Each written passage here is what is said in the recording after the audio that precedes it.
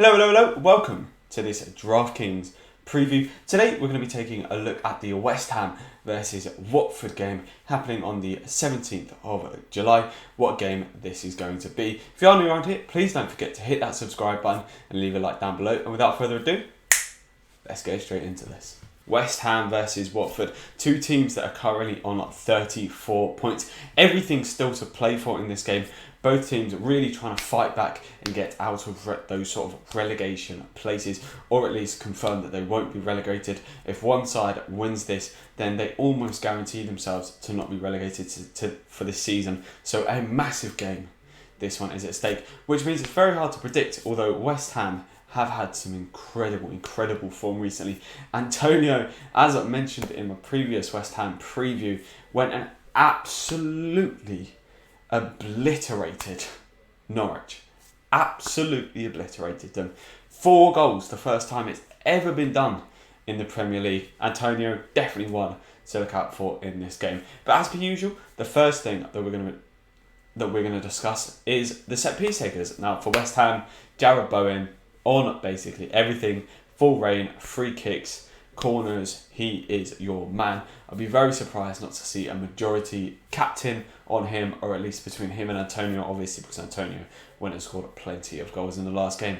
For Watford, we've been seeing a lot of set piece taking from the likes of Capoue. Capoe's been on a lot of set pieces from them, and the likes of Will Hughes as well. He's been taking quite a few set pieces. Just depends on what side. On the left hand side, we see Capoue whipping the ball in with his right foot, and on the right hand side, we see Will Hughes whipping that ball in with his left foot. For attacking options for Watford, you've got the likes of Sarr and Deeney. West Ham haven't had the greatest of defences throughout this season and could be very vulnerable in this game. We could see a reasonably high scoring game. However, because both teams are really just trying to hold on, you could actually see this being a very cagey game.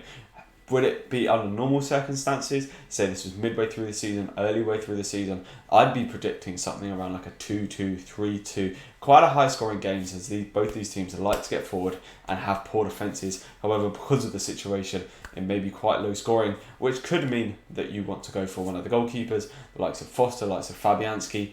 Very much do like save points. Fabianski obviously playing for West Ham, and Foster, Watford's goalkeeper. We could see one team nab it by 1 goal, and that could be the difference. And if that 1 goal is going to be scored, you can see it the likes of Antonio and Deeney really being the key men for either side. Looking at each other's defences, the likes of Fredericks and Creswell for West Ham in those fullback positions.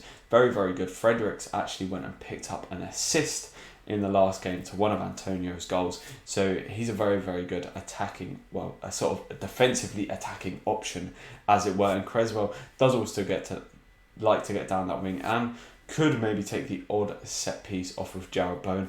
But yeah, the sort of considerations around this team will be Jarrod Bowen get in there, get Capoue in there for some set piece taking, or Will Hughes for set piece taking, and then the likes of Antonio, I feel, just has to be in there. He is the main man for West Ham at the minute. Yarmolenko, another one, if he does start, could very well pop up in this game. He may be a little bit cheaper because he hasn't been particularly getting the minutes or really the goals or assists. So Yarmolenko is a player I think when I look at him, he passes that eye test, if you know what I mean. Taking plenty of shots and is a great finisher as well. But as I said, I think it's really hard to move away from Antonio in this game. Either captain him or definitely get him in your team.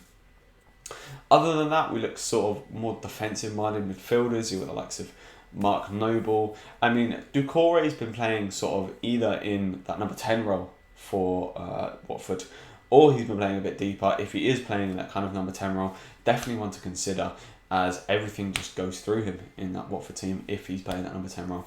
And we've seen him pick up a few goals throughout the season. Prediction-wise, I'd probably go with this game sort of 1-1 or 1-0 either way is really what I'm going for. And yeah, there's really not much more to say on this game. Either a Jarrod Bowen captain or a Antonio captain for me.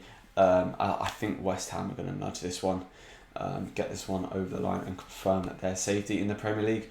But obviously, Watford could come through. And also a quick mention to Cathcart, the centre-back for Watford. He'll be reasonably cheap and has been picking up a few goals as well. But yeah, I hope you have enjoyed this quick preview of the West Ham versus Watford game. If you have enjoyed, don't forget to hit that like and subscribe button, and I'll see you soon.